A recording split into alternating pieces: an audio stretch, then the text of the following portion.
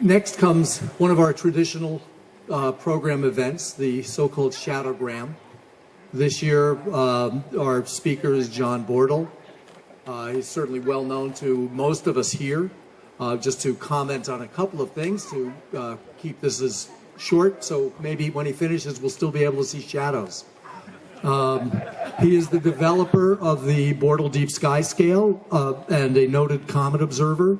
He was, in fact, the winner here of the 2010 Northeast Region Walter Scott Houston Award. And this year,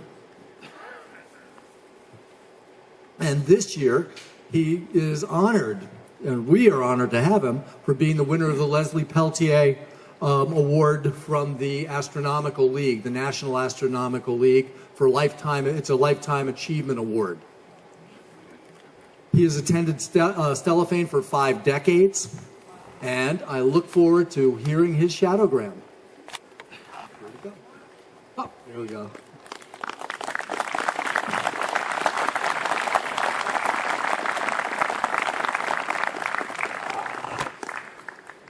Good evening, ladies and gentlemen.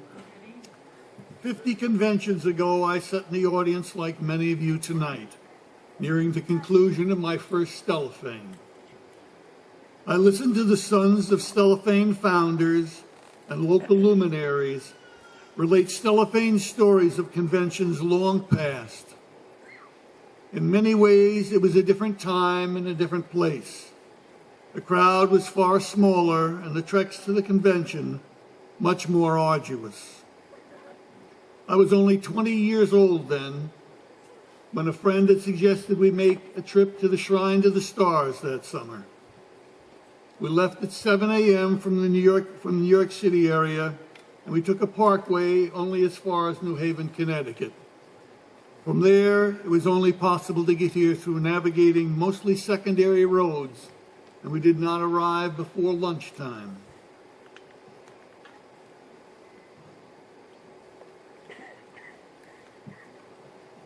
Upon our arrival, we were greeted with a scene far removed from what folks have seen here today. The convention parking was over in Miller's Field, where all the Christmas trees are today, and tent camping was almost non-existent, amounting to perhaps half a dozen tents my first year here. All the other attendees anticipated sleeping in their cars overnight. Still, the walk up the hill to the clubhouse and the scene that greeted us there has changed barely one iota in all the 5 decades since. I was much impressed to find that evening's list of speakers was headed up by none other than the former governor, Joseph Johnson. And he was followed by Vermont Senator Ralph Flanders. There's Joe. The convention evening Stellafane lore, which was what Shadowgrams were called in those days, was given by John Pierce Jr., son of one of the club's prominent early members. But what he had to say in his lead-in remarks was something that really took me aback. In a classic Vermont accent and in a very matter-of-fact tone, he told all of us in attendance, "There are 200 people here tonight. The convention is getting just too big to handle. If you don't like making telescopes, don't come back next year." It was only later that I learned conventions had been suspended during the war years and remained in limbo thereafter, regarded as too much for the small Springfield club to manage. Not until the Boston ATMs had offered their assistance to the Springfield Club in 1953 did Stellafane's conventions once more resume. The enormous amount of work and dedication that goes into putting on each Stellafane is far more than the attendees will ever realize. In the years since my first convention, I've come to more fully appreciate John Pierce's remarks of that evening. Now, most would regard the long hours of driving and then sleeping in one's car overnight, the custom when I first attended, as primitive and difficult. However, long ago, I made the acquaintance of an older gentleman from New York's Amateur Astronomers Association, one Richard Luce.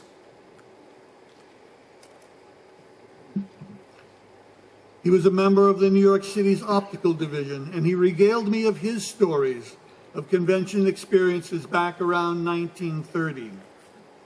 He would speak of leaving New York City long before dawn on Saturday mornings with several friends in a Model T Ford. The drive up to Stellafane required the whole day to complete. All was being delayed by an assortment of mechanical breakdowns, as was expected in such long journeys in those days.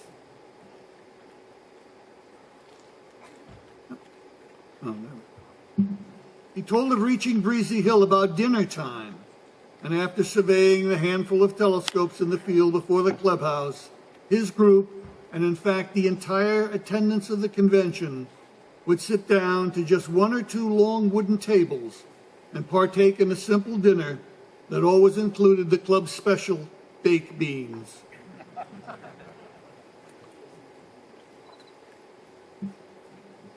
My own early years at camping in Stellafane were quite difficult, and they were spent sleeping in the back of a car in 1965. But already in 1966, more camping was becoming evident, and soon tents were as numerous as the cars. In the telescope field, small but mechanically exquisite instruments began to give way to some really large telescopes. These were still the days when 6 and 8-inch telescopes were the telescopes for the serious amateur astronomer to own. So it's difficult for folks today to fully appreciate the impact Roger Tuttle's gigantic 20-inch Cassegrain had on the crowd in the latter half of the 1960s. Then, too, with the onset of the great light pollution debacle, one began to see more and more observers showing up to see and enjoy the Stellafane's unspoiled skies. Skies so dark that one could often see stars of magnitude 7.5 with just the unaided eye. As the years moved along, what had once been just a score or two of tents over in Miller's Field soon became hundreds and hundreds, as convention attendance soared. By then, John Pierce had passed on, and Scotty Houston had assumed his place at the podium in the evening as the spinner of the Twilight Talks and the Stellafane lore. The nature of the telescopes in the telescope field also was changing. We saw fantastic creations, perhaps not quite so mechanically exquisite as those seen earlier, but now of ever-increasing size and clever design. Sometimes one of these would be so enormous that just reaching the eyepiece in the dark became almost perilous to the observer.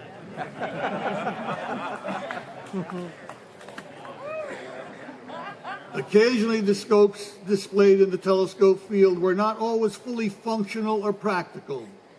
Some of these, just let me call them exhibits, if you will, occasionally would be found on the hilltop at convention, ranging from the odd, the tongue-in-cheek, to the downright bizarre.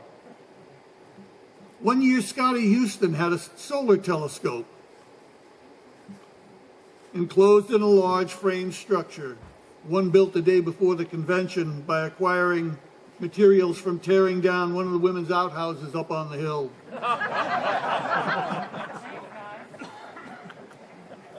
A beer can telescope was entered one year.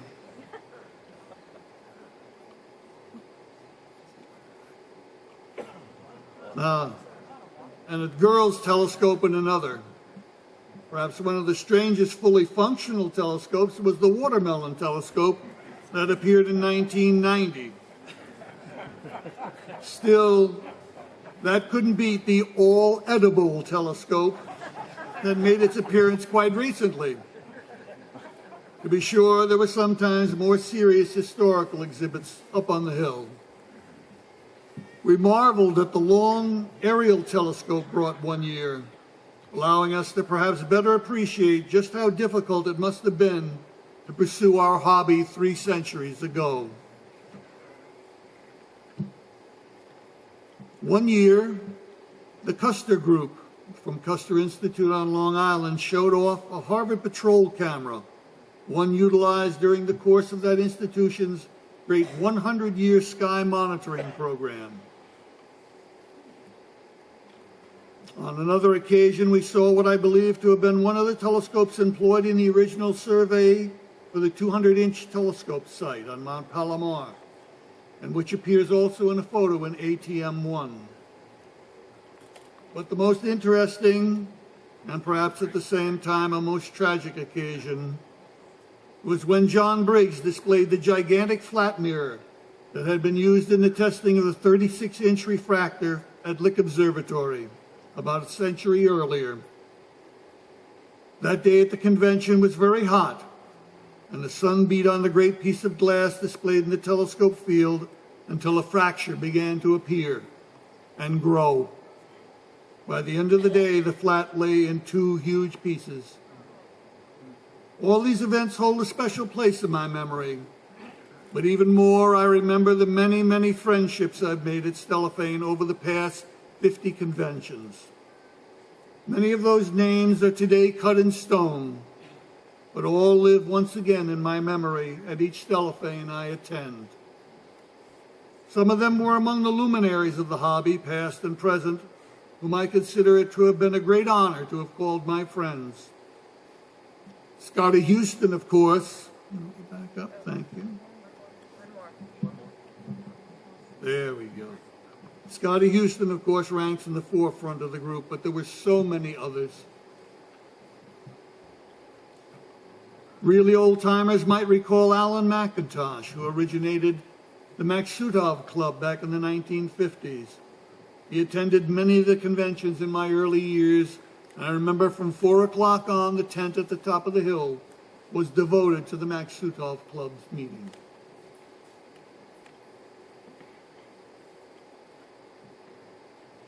I particularly remember my early morning breakfast with Roger Tuttle.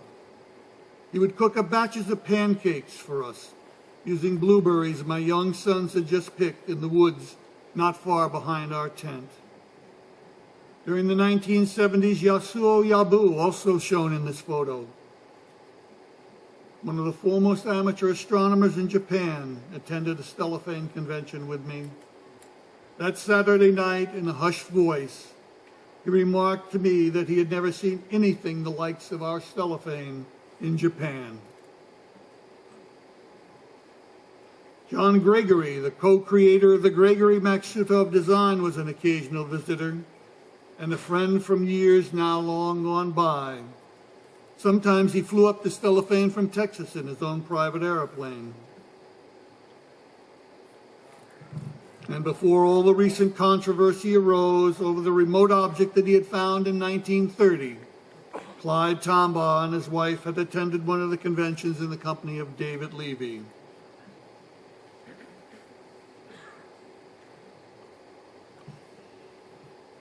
And there was the year that I hosted Mauro Zanata and Massimo Umberti, visitors all the way from Italy.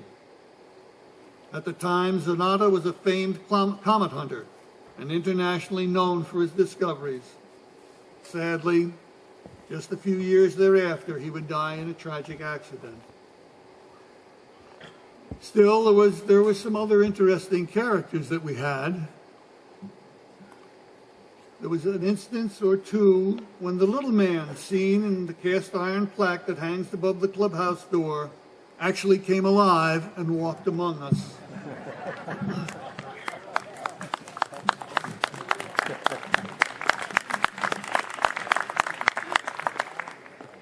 Yet it is the timelessness of Stellafane that has had the greatest impact on me.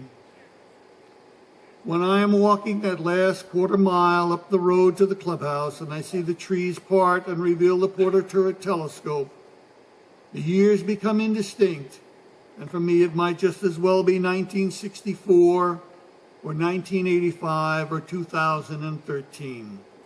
There is no way for me to be certain, because almost nothing changes up there. Long years ago, Roger Tuttle related to me that he counted his years not by birthdays or by holidays, but by Stellafane conventions. Over the years, I have come to take up that very same wonderful practice. I hope one day many of you will feel the same way about Stellafane. Good night and good observing to you all.